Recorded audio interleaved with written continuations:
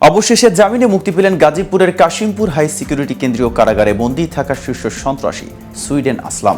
মঙ্গলবার রাত ৯টায় তিনি ওই কারাগার থেকে বের হয়ে যান। তার জামিনের বিষয়টি বৃহস্পতিবার সকালে নিশ্চিত করেছেন হাই সিকিউরিটি কেন্দ্রীয় কারাগারের জেলার লুৎফুর রহমান। কিন্তু কোন মামলায় তাকে গ্রেফতার করা হয়েছিল আর কিভাবেই জামিন পেলেন সুইডেন আসলাম, এ বিষয়ে বিস্তারিত থাকছে প্রতিবেদনের বাকি অংশে। আর কেটিভি নিউজ 24 চ্যানেল থেকে আপনাদের সাথে আছে আমি মেহেদি হাসান।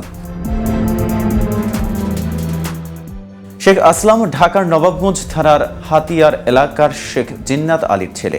বিভিন্ন সময়ে তার নামে 22টি মামলা হয়েছে, যার 9টি হত্যা মামলা বলে জানা গেছে।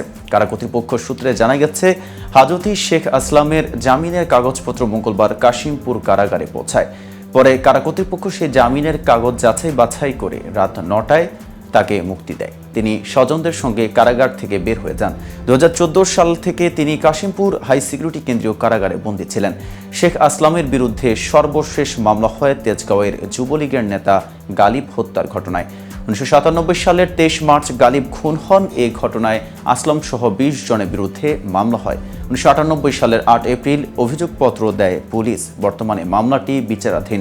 এ মামলার 24 জন সাক্ষীর মধ্যে এ পর্যন্ত পুলিশ মাত্র 14 জনকে আদালতে হাজির করতে পেরেছে। ওই মামলায় জামিন পেয়ে কারাগার থেকে মুক্তি পেলেন শেখ আসলাম। স্বরাষ্ট্র মন্ত্রণালয়ের সূত্র জানায়, হত্যা চেষ্টার 4টি মামলায় আসলাম আদালত থেকে খালাস পেয়েছেন। তবে এ রায়ের বিরুদ্ধে রাষ্ট্রপক্ষ আপিল করেনি। একটি মামলায় পেয়েছেন অব্যাহতি। অস্ত্র আইনের 2টি মামলায় তার যাবজ্জীবন এবং 17 বছরের কারাদণ্ড হয়। পরে এসব মামলায় তিনি উচ্চ আদালত থেকে অব্যাহতি পান।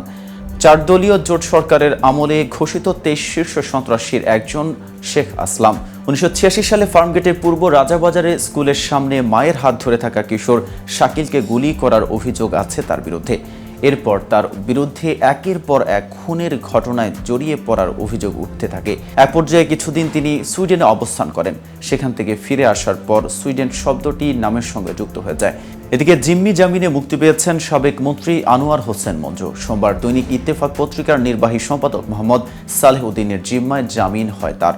জিম্মানামায় বলা হয়েছে, আনোয়ার হোসেন মঞ্জু শারীরিকভাবে গুরুতর অসুস্থ এবং বয়োবৃদ্ধ বিধায় তাকে আদালত ও তদন্তকারী কর্মকর্তা কর্তৃক ভবিষ্যতে তলব করা মাত্রই নির্ধারিত তারিখ ও সময়ে নির্ধারিত স্থানে হাজির করতে বাধ্য থাকব। মামলার পরবর্তী নির্ধারিত তারিখের মধ্যে আদালতে হাজির করব, অন্যথায় বাংলাদেশের প্রচলিত আইন অনুযায়ী আইন আমলে আসবে। এর আগে সোমবার বিকালে রাজধানীর ধানমন্ডি এলাকা থেকে আনোয়ার হোসেন মঞ্জুকে গ্রেফতার করে ঢাকা মহানগর গোয়েন্দা পুলিশ। গ্রেফতারের পর ডিবির যুগ্ম পুলিশ কমিশনার মোহাম্মদ রবিউল হোসেন ভূঁইয়া জানান, আনোয়ার হোসেন মঞ্জুকে গ্রেফতার করা হয়েছে।